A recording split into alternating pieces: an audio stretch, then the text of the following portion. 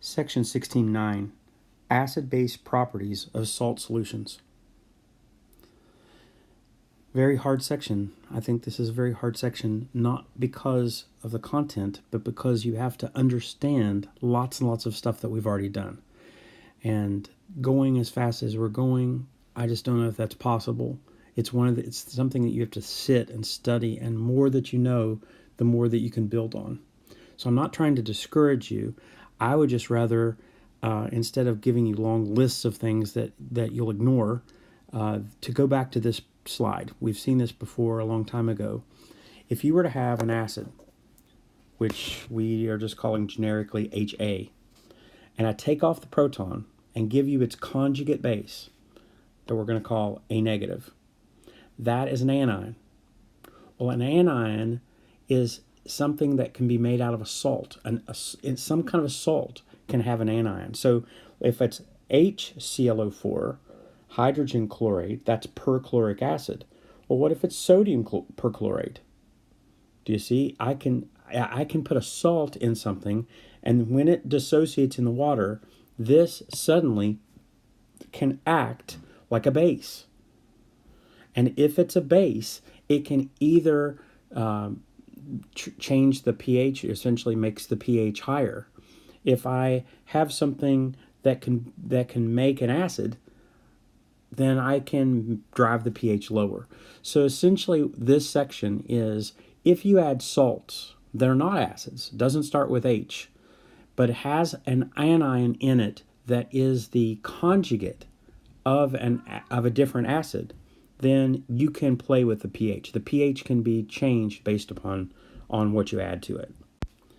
If your anion is the conjugate base of a very, very weak acid, okay, so like ammonia or something like that, or something that's not even going to act as an acid at all, then you're going to have a strong base.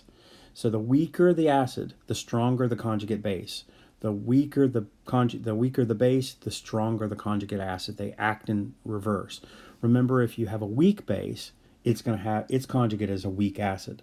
But if you have a very, very strong acid, its conjugate, so if you have a very strong acid, its conjugate's very, very weak, and so it's going to have no effect.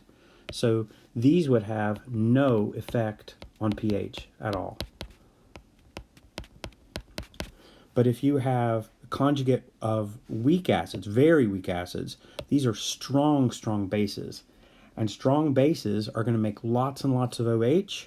Okay, it produces OH, and that OH will raise the pH. Your pH is going to go up just because you have these salts in it. Okay, salts that can act as bases will drive the pH up. Okay, if you're going to have conjugate, so these anions, we're talking really about anions at the moment. If you have anions that are the conjugate bases of weak acids, then these are weak bases. So they are going to drive, they're going to act as bases, and so they're going to drive up the hydroxide a little bit, and it's going to raise the pH a little bit. So this is going to raise the pH a lot, and this is going to raise the pH a little. And this is not going to raise the pH at all. So this is your anions. This is, if you add anions to do this, then they could be conjugate bases of acids. And so they can you could have effects on the pH. Cations. The only thing I'm going to mention about cations is the names of the first two groups. If you remember that group 1, okay, group 1A, is called the alkaline. That is so not how you spell alkaline. I think there's a K. Alkaline metals. And group 2A is called the alkaline earth metals. All right. Alkaline is another word for base. And they're alkaline because if you put that metal in water, it will turn that water basic. It will make hydroxide. And if you make hydroxide, then you're going to raise the pH. Now, the exceptions are the ones that you make the strong bases out of. Okay, calcium, strontium, barium, some of the lighter group ones, you can add those and it doesn't change the pH. But if you add any of the heavy group ones like cesium or rubidium, something like that, you're going to end up with base, and that base is going to drive the pH up.